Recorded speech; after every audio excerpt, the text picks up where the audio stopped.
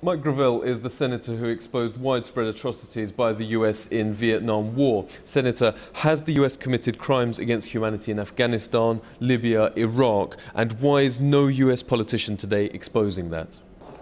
First of all, I'm extremely concerned, I'm extremely horrified, and I'm extremely embarrassed over my country. I like the United States, but by the same token, I think my country is an imperial country that is going downhill, and our leadership doesn't even acknowledge the problem. We spend more on defense than all the rest of the world put together, and we're broke. 1/3 of our children don't even graduate from high school. We're 26th in the world with respect to education. Our healthcare system is a joke, and yet we're told, oh, we Americans, we're the smartest, we're the best in the world. This phony triumphalism. And it's turned into a device to cause Americans to live in fear.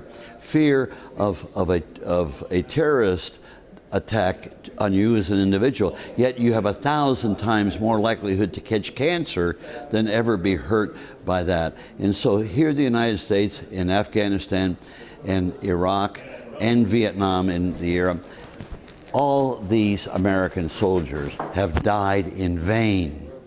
Died in vain. And this was a comment that I got from a general. He said, Mike, they died in vain. Look at Vietnam today, most favored trade nation status. It is still a communist country. So we ask yourself, 3 million Southeast Asians were murdered as a result of our activities, 58,000 Americans, and what has changed? Nothing. So this fear of communism and what it meant is that these people died in vain. They're dying in vain in Afghanistan today. They've died in vain in Iraq. When Obama says, you know, we're leaving, Maliki is throwing us out of Iraq. Maliki is a corrupt government, and you're going to see essentially a civil war. As soon as we leave the scene, it's going to be the mess that it was before, but here, all I can say about what the United States is doing, it's immoral. As a result of 9/11, we have altered our moral compass, and people begin to getting used to brutalizing each other. This is what happens. We Americans used to think, oh, what happened in Germany could never happen with us. Well, it's happening with us. And it's happening to the detriment of our global position, because we have we've lost respect, because people now fear the United States, because we're like a drunken person. We'll go to war anywhere if you threaten us. And then think of the morality of being able to, a government official, whether it's military or not, puts your name on a list because he thinks you're a traitor or you're a terrorist, puts the name on a list. Then we dispatch a drone to follow you, and then we eventually take it upon ourselves to kill you without any trial, without any evidence, and then kill about 10 other civilians that happen to be standing next to you. The morality of that, removing the responsibility. In fact, that was so difficult for people to understand, that when you drop bombs from the air on people, you don't see them die. They're down there. You don't see them. And so that removes the moral responsibility. I saw this serving in the United States Senate, when we would debate and say, here, our actions are causing people to die. There's no sense of that. They're too far away. We've not matched the progress in the private sector of technology and science with the ability to govern ourselves in a proper fashion. We don't have a democracy. We have a system of representative governments worldwide, and that is not good enough for the people to govern themselves in the 21st century. Is President Obama guilty of crimes against humanity over Libya and the continued participation in Iraq and Afghanistan? Oh, I could give you the proof. After he got elected President of the United States, a lot of progressives felt that and Obama campaigned that he was going to be transparent and we're going to have a new level of democracy. He was asked a question as to whether or not there would be a possibility that we would begin an investigation of the invasion of Iraq by George Bush, which was a crime. It was an absolute crime. And what was Barack Obama's response? Oh, we don't look back. That means we don't want you, the American citizens, to see what happened, because you may turn around and accuse us of doing the same thing. Well, it's even worse than that. It's not an accusation. He has been doing exactly the same thing as George Bush did. Here, most people aren't aware of the fact that last year, the Obama administration chased out of the United States, expulsed them, over 500,000 people. Expulsed from the United States. I mean, if we had a media that was at all honest, this would have been front page. This would have been hotly discussed. Here, Obama is raising $1 billion for his re-election campaign. And he's made the statement, which demonstrates what little respect he has for the people. He's made the statement, we're not going to take any money from special interest. Well, I'll tell you, the $1 billion is coming from special interest. And so he can tell you, looking right at you. The West gearing up to attack Iran. How serious is that? The irresponsibility of Netanyahu and the lies. No, I don't have to. I'm not telling you anything new. Sarkozy says he's a liar. So in my humble status as a private citizen, that I tell you that Netanyahu is a liar is not nothing new. But he is a liar because he's made statements about Iran that are absolutely ridiculous.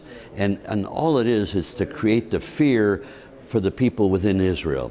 He is part of the George Bush syndrome, and that is create a bunker mentality and create fear, because with fear you can make people do almost anything in a representative society. And that's what they're doing in Israel. Israel has the finest group of peace advocates right within. Whenever I speak about Israel, I always quote Israeli citizens. I don't quote knowledge that I pick up anywhere else, because they are the best critics. Read Haaretz, and you'll see what they think of the government.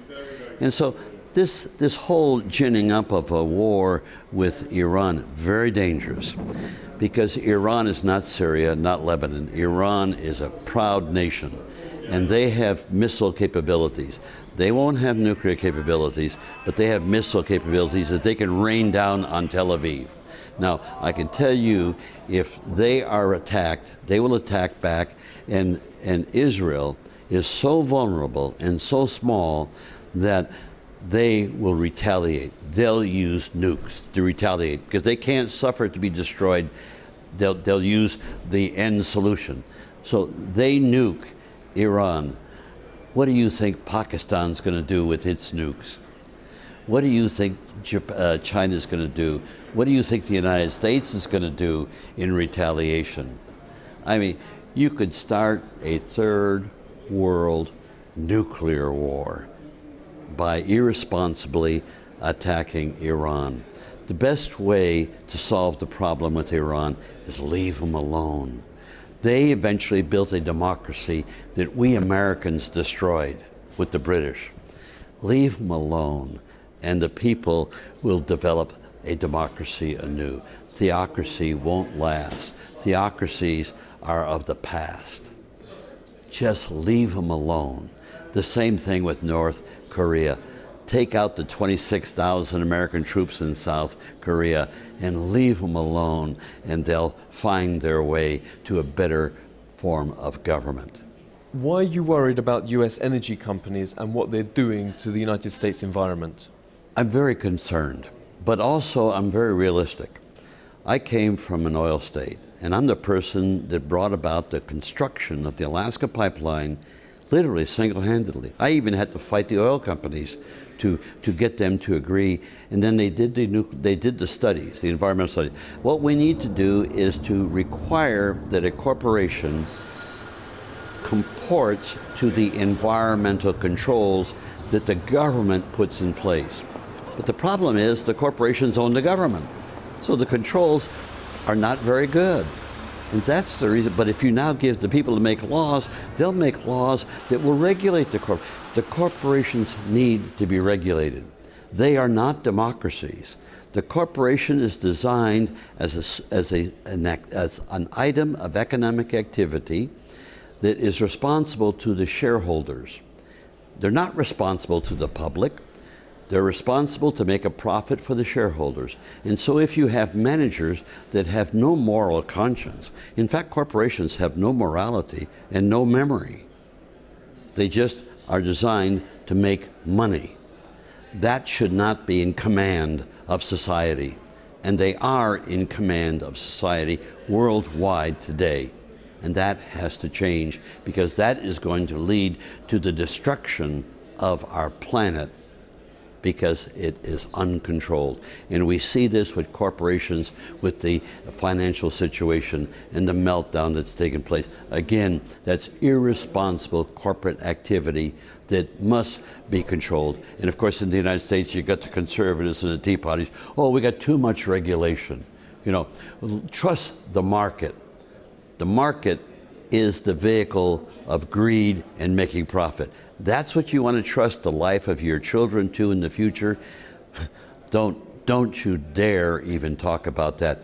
Corporations are a device that should be controlled by the people, and the only tool the people have to control their collective activity is government.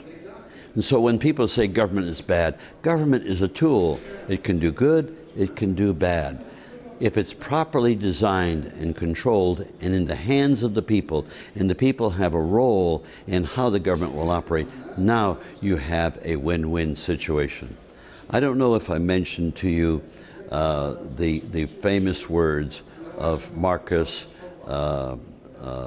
Cicero. Did I mention him? Okay. Well, it says it all, that people are free if they participate in power. I know of no country in the world today where the people are really free. Mike Gravel, Chairman of the Democracy Foundation, thank you for speaking with RT.